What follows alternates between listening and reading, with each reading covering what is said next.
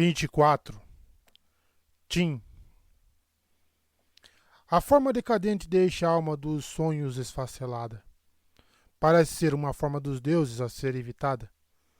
Não busque seu toque, nem atraia seus gritos, a ela despreze.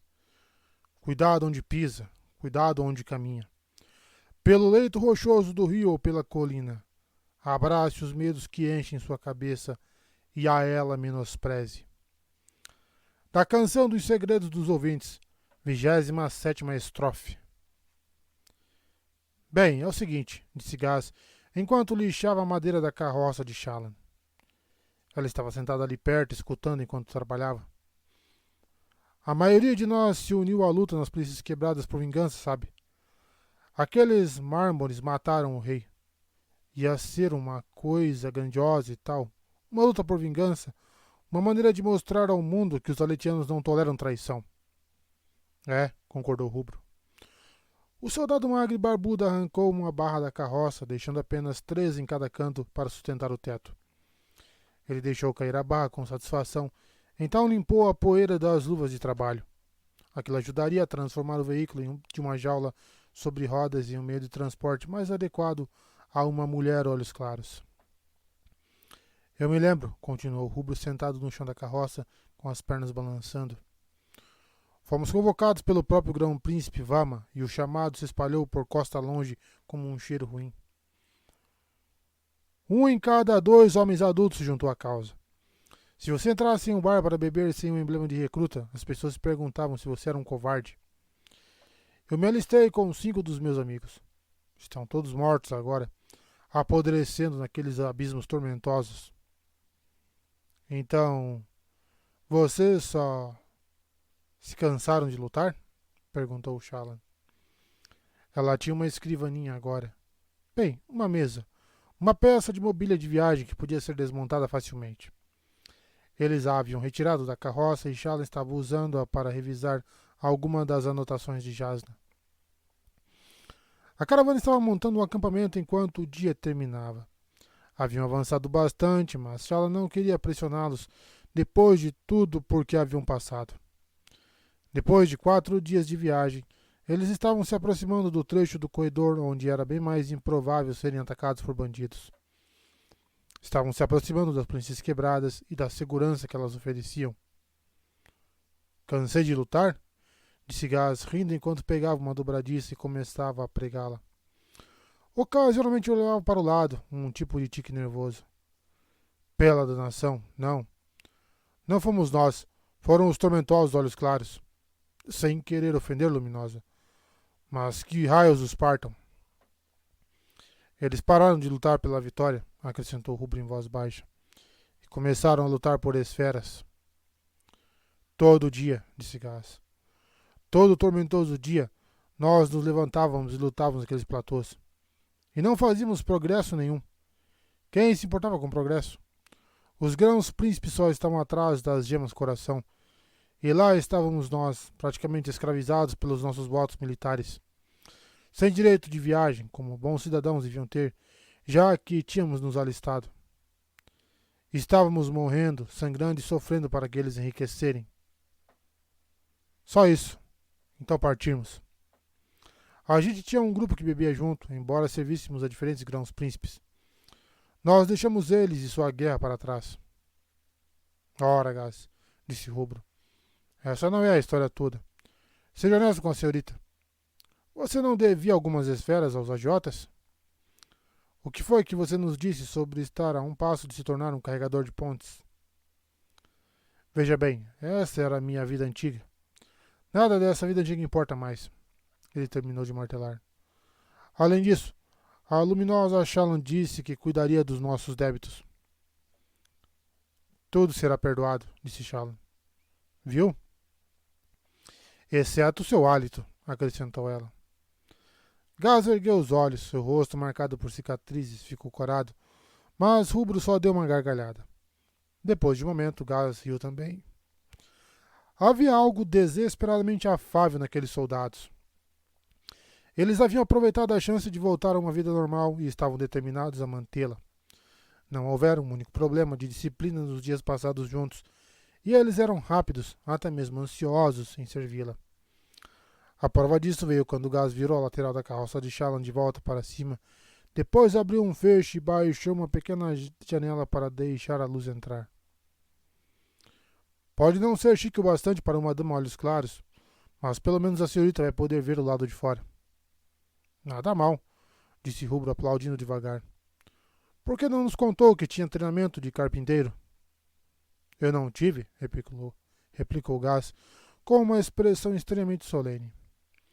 Passei um tempo perto de uma marcenaria, só isso. Você acaba aprendendo algumas coisas. Ficou ótimo, Gás, disse Shallan. Agradeço profundamente. Não foi nada. Acho que seria bom ter uma janela do outro lado também. Vou ver se consigo filar outra dobradiça dos comerciantes. Já está beijando os pés da nossa nova mestra, Gás? Vatar se aproximou do grupo.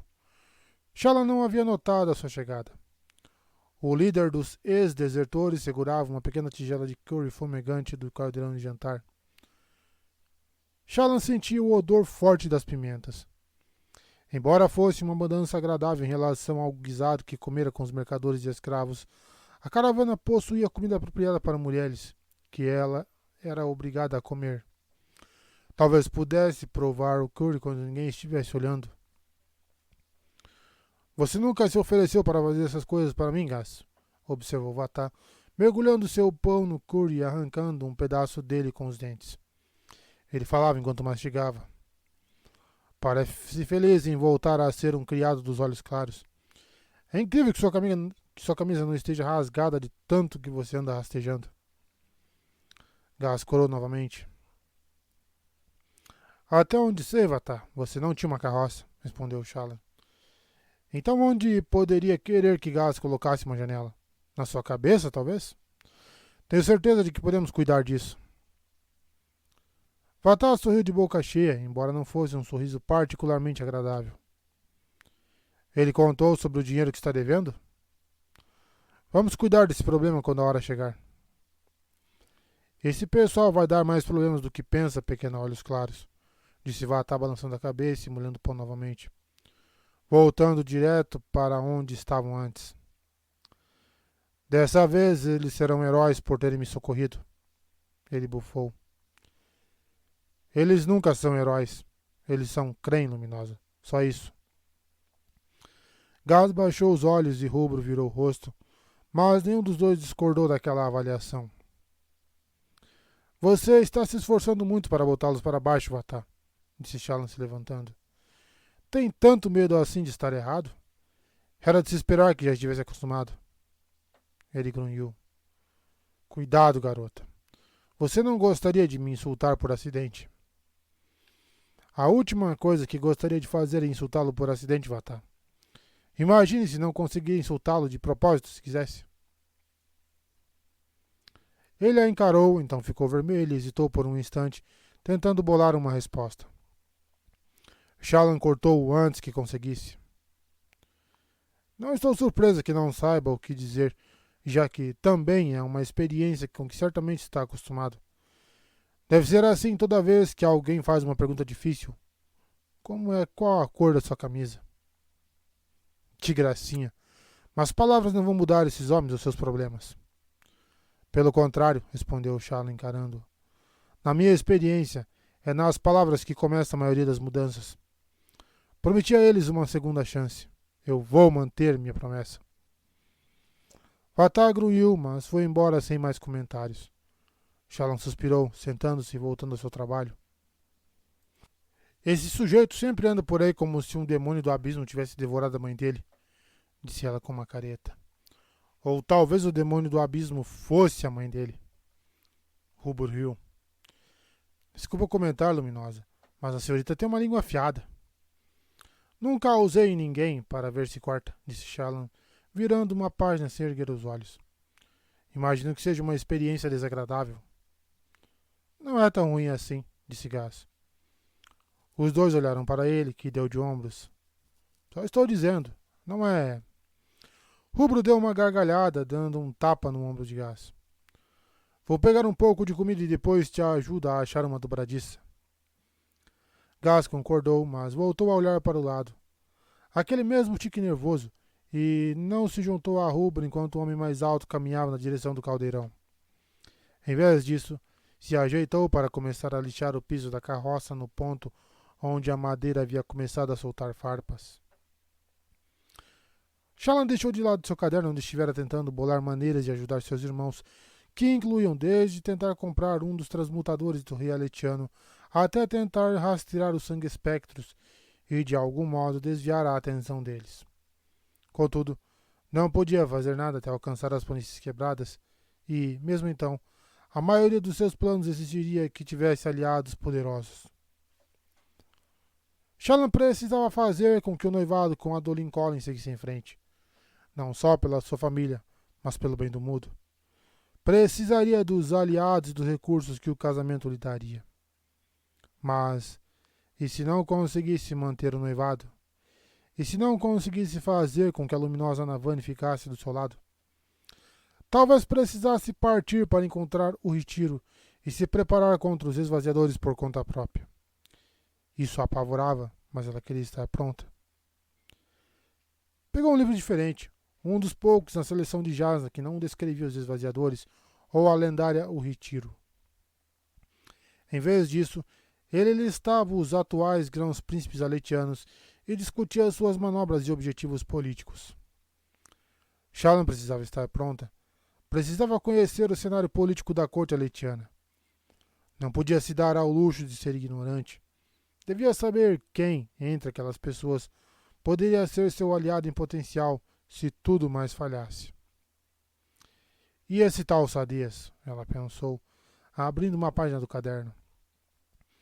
Ele estava listado como calculista e perigoso, mas estava notado que tanto ele quanto sua esposa tinham mentes afiadas. Um homem inteligente talvez escutasse os argumentos de Shallan e os compreendesse. Entender cabeça de mulher, hein?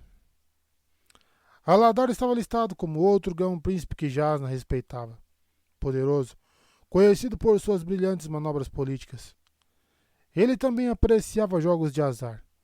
Talvez arriscasse uma expedição para encontrar o retiro, se Shallan mostrasse as riquezas potenciais a serem encontradas.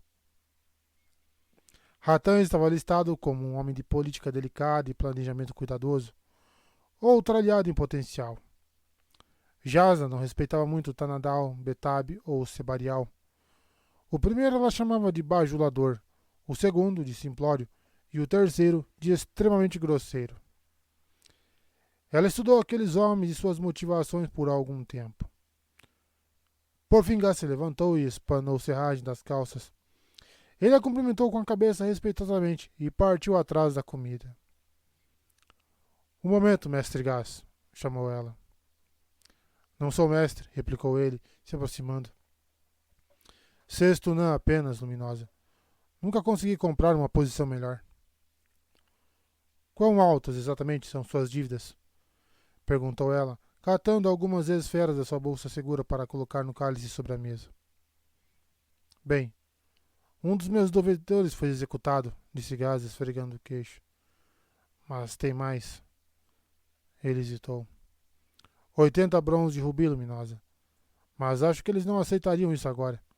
Hoje em dia eles devem querer a minha cabeça. Uma dívida e tanto para um homem como você. É um jogador, então? Não faz diferença. Sou sim. E isso é mentira, observou Shallan, inclinando a cabeça. Gostaria de saber a verdade por você, Gas. Só me entregue a eles, disse o homem, virando-se e caminhando na direção do ensopado. Prefiro isso a estar aqui me perguntando quando eles vão me achar de qualquer modo. Shallan observou-a se afastar, então balançou a cabeça, voltando aos seus estudos. Ela disse que o retiro não está nas planícies quebradas, pensou, folheando algumas páginas. Mas como podia ter certeza? As planícies nunca foram totalmente exploradas devido aos abismos. Quem sabe o que há por lá?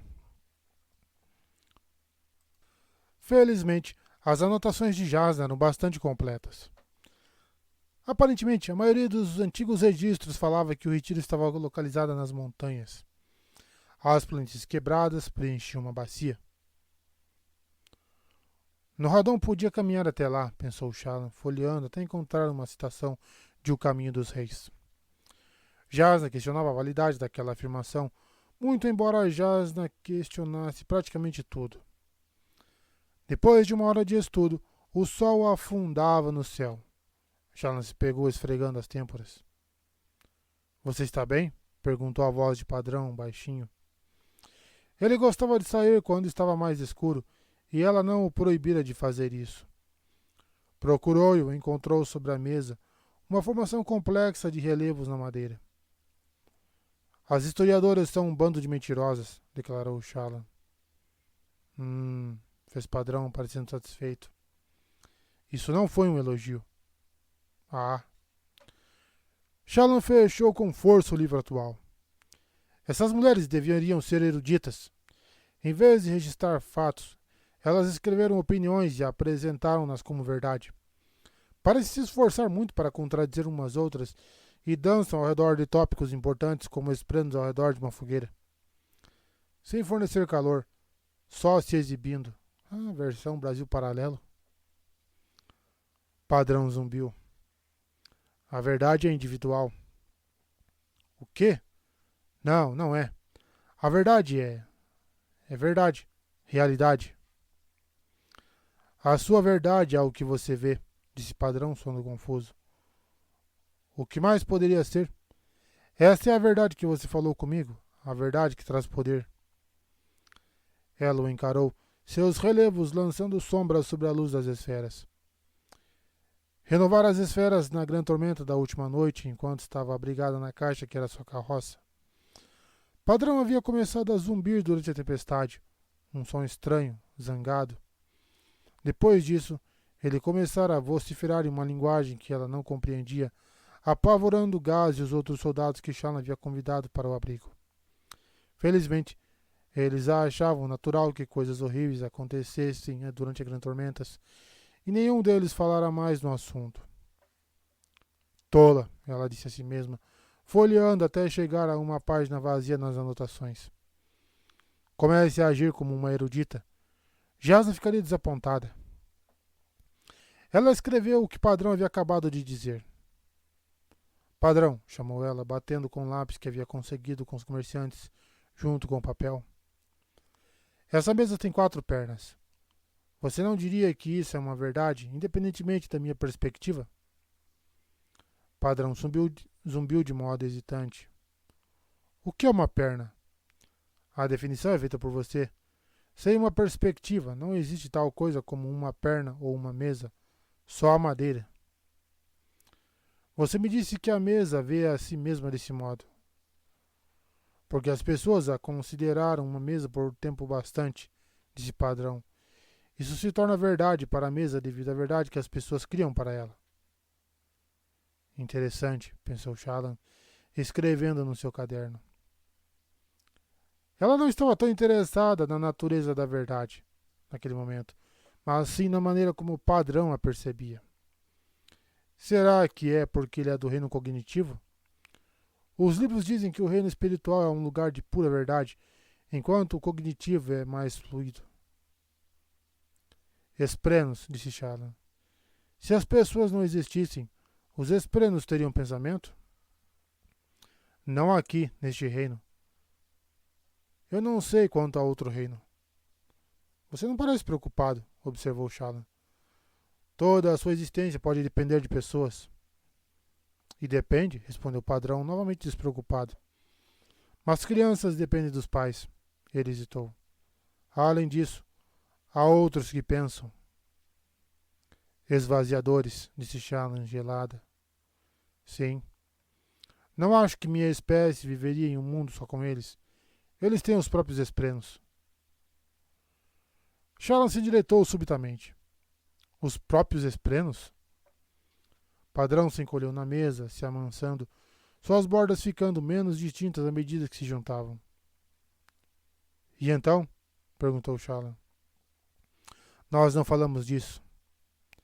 É melhor começar a falar. É importante. Padrão zumbiu.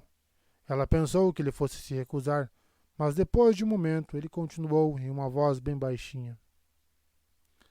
Esprenos são poder, poder despedaçado, poder dotado de pensamento devido às percepções dos homens, honra, cultura e outro. Fragmentos que se desprenderam. Outro? Insistiu Shallan. O zumbido de padrão se tornou um gemido tão agudo que ela mal escutava. Ódium. Ele pareceu precisar se forçar a dizer. Shallan escreveu furiosamente. Ódium. Ódio. Um tipo de espreno? Talvez fosse um espreno grande e único, como Kuzichesh de Iri ou a Guardiã da Noite. Esprenos de ódio. Ela nunca ouvira falar de tal coisa. Enquanto escrevia, um de seus escravos se aproximou sob a luz fraca do anoitecer. O homem tímido vestia uma túnica simples e calças, um dos conjuntos dados a Shallan pelos comerciantes. O presente foi bem-vindo, já que as últimas esferas de Shallan estavam no cálice à sua frente e não seriam bastante para comprar uma refeição em alguns dos melhores restaurantes de Kharbrandt. Luminosa? Chamou o homem. Oi, Suna. Ele apontou. A outra dama. Ela pediu para falar com a senhorita. Ele estava apontando para a tenda usada por Tim, a mulher alta que era líder dos poucos guardas restantes da caravana. Ela quer que eu a visite? Perguntou Shallan. Sim, Suna olhou para baixo. Para uma refeição, talvez? Obrigada, Suna, disse Shallan, liberando-a para voltar à fogueira, onde ele e os outros escravos estavam ajudando a cozinhar, enquanto os parchemanos coletavam lenha. Os escravos de Shallan eram um grupo silencioso. Eles tinham tatuagens na testa em vez de marcas a ferro. Era uma maneira mais gentil de marcá-los e geralmente indicava uma pessoa que havia se tornado serva voluntariamente, em oposição a ser forçada como uma punição por um crime violento ou terrível. Eram homens com dívidas ou filhos de escravos que ainda traziam o débito dos pais. Eles estavam acostumados a trabalhar e pareciam assustados com a ideia de receberem um pagamento. Por mais que fosse uma ninharia, deixaria a maioria deles livres em menos de 2 anos. Eles estavam obviamente desconfortáveis com essa ideia. Shallan balançou a cabeça, guardando suas coisas. No caminho para a tenda de Tim, fez uma pausa na fogueira e pediu a Rubro que levasse sua mesa de volta para a carroça e aguardasse. Ela se preocupava com suas coisas, mas já não guardava mais qualquer esfera lá e deixava a jaula aberta para que Rubro e Gaz pudessem dar uma olhada e ver apenas livros. Com sorte, não haveria incentivo para que alguém revirasse seus pertences. Você dança ao redor da verdade também, pensava consigo mesma, enquanto se afastava do fogo. Exatamente como aquelas historiadoras de quem estava reclamando. Ela fingia que aqueles homens eram heróis, mas não tinha ilusões quanto à rapidez com que virariam as casacas nas circunstâncias erradas. A tenda de Tim era grande e bem iluminada. A mulher não viajava como uma simples guarda. De muitas maneiras, ela era a pessoa mais intrigante ali. Um dos poucos olhos claros além dos próprios mercadores. Uma mulher com uma espada. Shallan espiou pelas aulas abertas e viu vários parchemanos dispondo uma refeição em uma mesa baixa de viagem, feita para pessoas comerem sentadas no chão. Os parchemanos saíram apressadamente e Shallan olhou para eles desconfiada. Tim estava de pé junto a uma janela recortada no tecido. Usava seu longo casaco marrom claro afivelado na cintura e quase fechado. Parecia um vestido, embora fosse muito mais rígido do que qualquer um que Shallan já usara, combinando com as calças rígidas que a mulher usava por baixo. Perguntei aos seus homens e eles falaram que você não havia jantado ainda, disse Tim sem se virar. Mandei os parchemanos trazerem bastante para nós duas. Obrigado, respondeu Shallan, entrando e tentando não soar hesitante.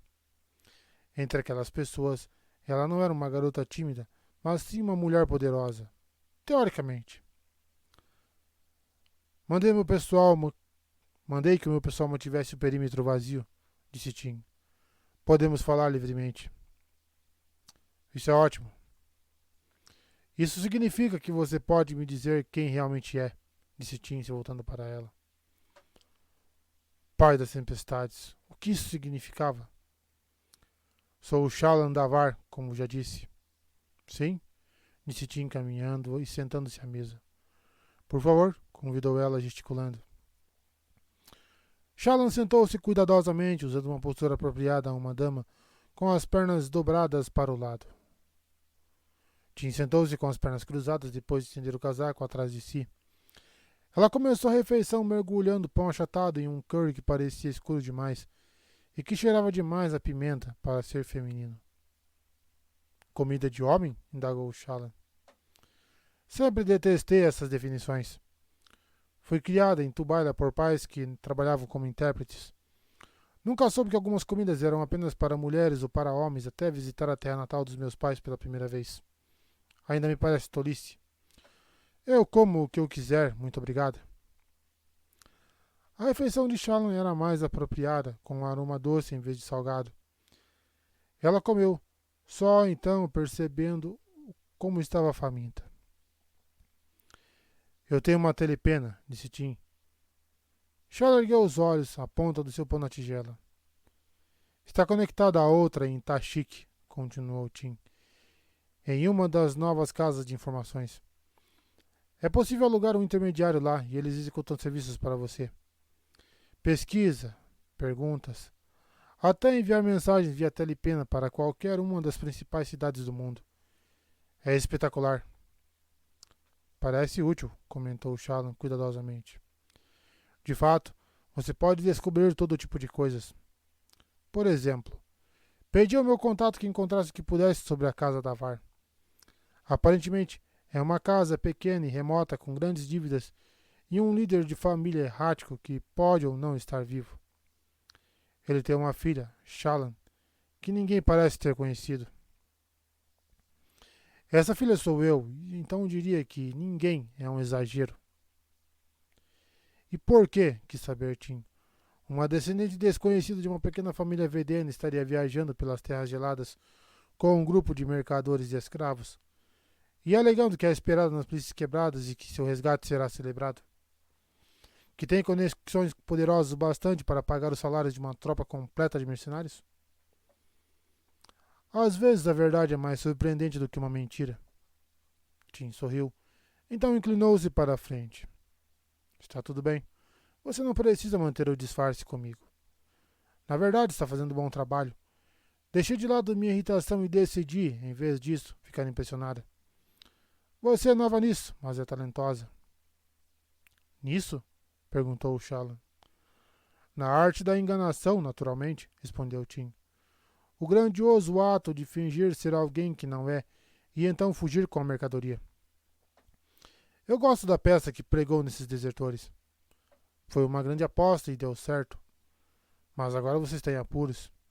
Está fingindo ser alguém vários níveis acima da sua posição e prometendo um rico pagamento. Já apliquei esse golpe antes e a parte mais complicada é o final. Se você não tomar muito cuidado, esses heróis que recrutou não terão escrúpulos em pendurá-la pelo pescoço. Já percebi que estamos avançando bem lentamente rumo às planícies. Você está insegura, não é? Deu um passo maior que as pernas? Com certeza, disse Shallan em voz baixa. Bem, continuou Tim, molhando o pão da comida. Estou aqui para ajudar. E qual é o preço?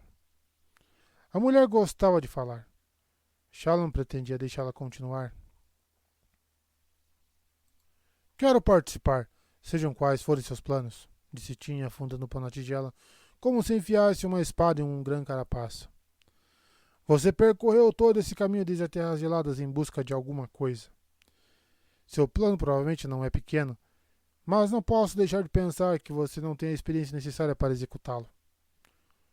Shallan batia com o dedo contra a mesa. Que papel interpretaria para essa mulher? Quem ela precisava ver? Ela parece uma mestra vigarista, pensou Shallan suando. Não consigo enganar alguém assim. Exceto que já enganara, por acidente. Como você acabou aqui? Perguntou o Shallan. Liderando guardas em uma caravana? Isso é parte de um golpe? Tim riu. Isso aqui? Não, não valeria a pena.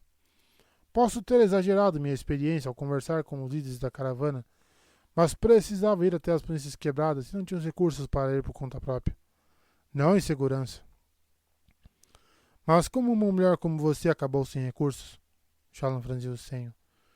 Não imaginaria que isso pudesse acontecer. Não estou, disse Tim gesticulando. Como pode bem ver. Você vai ter que se acostumar a reconstruir se pretende entrar para a profissão. As coisas vêm e vão. Fiquei empacada no sul sem esferas e estou seguindo o caminho para países mais civilizados. Para as planícies quebradas. Também tem algum tipo de trabalho por lá? Algum golpe que pretende dar? Tim sorriu. Não estamos falando de mim, garota, e sim de você e do que posso fazer por você. Conheço pessoas dos acampamentos de guerra. Lá é praticamente a nova capital de Aletikar. Tudo de interessante no país está acontecendo ali. O dinheiro flui como rios depois de uma tempestade, mas todo mundo considera o local uma fronteira, então as leis são flexíveis. É possível se dar bem se conhecer as pessoas certas. Tim se inclinou para a frente e sua expressão tornou-se sombria. Mas se não conhecer, pode fazer inimigos muito rápido. Confia em mim. Você não vai querer conhecer meus contatos. Você vai querer conhecer meus contatos e vai querer trabalhar com eles. Sem a aprovação deles, nada grande acontece nas planícies quebradas. Então vou perguntar novamente. O que você está querendo conseguir? Eu sei uma coisa sobre Dalinar Kholin. Sobre o velho espinho negro em pessoa? Disse Tim em surpresa. Ele tem levado uma vida tediosa ultimamente, bancando o superior como um herói das lendas. Sim? Bom. Ele vai considerar minha informação importante. Muito importante mesmo. Bem, qual é o segredo? Shallan respondeu. Não está disposto a revelar o tesouro ainda, disse Tim. Bem, é compreensível. Chantagem é uma coisa complicada. Você vai ficar feliz em me incluir. Você está me incluindo, não está? Estou. Acho que posso aprender algumas coisas com você.